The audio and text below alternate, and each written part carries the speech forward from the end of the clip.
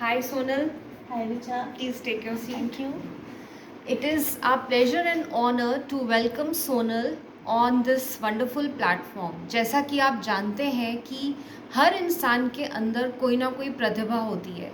आज हमारी सोनल जी जो बहुत ही क्यूट, बहुत ही बड़े दिल वाली हैं lady, as a female you won't believe that ये एक काम नहीं कर रही हैं बल्कि बहुत सारे अलग अलग तरह के काम करती हैं. She is a versatile human being, a woman who helps another woman to grow more. So you can also say that she is a great leader, because leaders का जो main aim होता है वो होता है दूसरों को grow करना, दूसरों को आगे बढ़ने का मौका देना. अभी हाल ही में सोनल जी ने एक किताब लिखी है, आप देखना चाहेंगे ना? ये देखिए, इस किताब का नाम है एहसास. है ना, बहुत ही प्यारा सा नाम, एहसास. क्या आपको ये एहसास है कि आप अभी क्या कर रहे हैं? क्या आपको ये एहसास है कि आपने इतने सारे जो ईयर्स बिताए, इतने सारे जो दिन बिताए, महीने बिताए, साल बिताए ज़िंदगी के, उसमें आपने क्या ऐसा कर दिखाया जो आज तक नहीं किया? ऐसा ही कुछ हमारी सोनल जी ने करा है. तो प्लीज़ तालियों के साथ स्वागत करिए सोनल गर्ग का. Thank you Richa ji. Thank you so much. Thank you. Sonal मेरी बहुत ही प्यारी फ्रेंड है. आई रिमेंबर हमने एक और इनके साथ शूट करा था जो आपने पॉडकास्ट पे, यूट्यूब चैनल पे भी देखा है, रिचा सॉफ्ट स्किल्स ट्रेनर में. और उसमें भी मैंने टाइटल दिया था इंस्पिरेशनल वुमेन, और आज भी मैं इनको यही बोलती हूँ, इंस्पिरेशनल वुमेन. तो इन्होंने छोड़ा नहीं है, चैप्टर बंद नहीं करा इंस्पायर करने का, बल्कि अभी शुरू करा है. बिल्कुल. तो अगर आपको लग रहा है आप 50 साल के हैं और आगे कुछ नहीं करना है, तो आप गलत हैं. अभी तो ज़िंदगी शुरू हुई है. अब बात करते हैं हम एहसास की. ये एहसास देखने में एक पतली सी किताब है, मगर आपको ये मिलेगी अमेज़ॉन पे. इसमें 27 पेजेस हैं.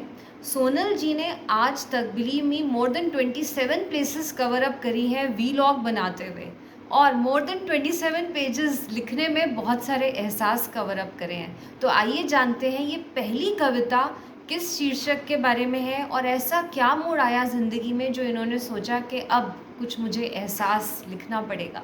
Over to Sonal.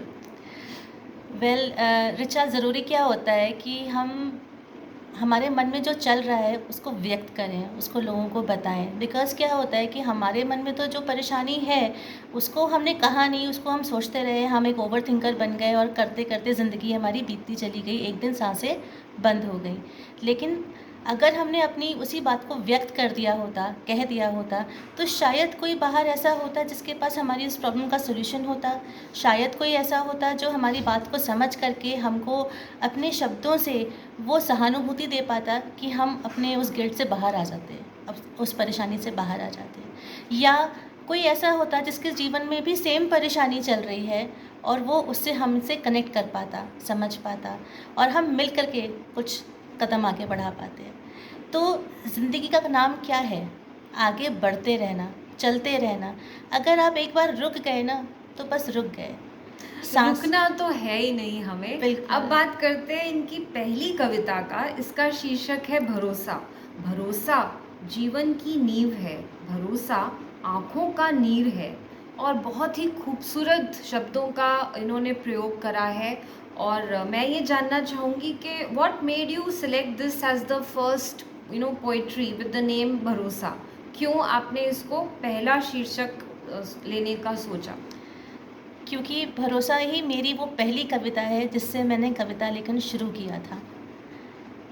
और मैं इसमें जोड़ना चाहूँगी as a soft skills trainer के अपने ऊपर भरोसा रखिए. Believe is one thing which will ignite your fuel towards your passion and keep inspiring people.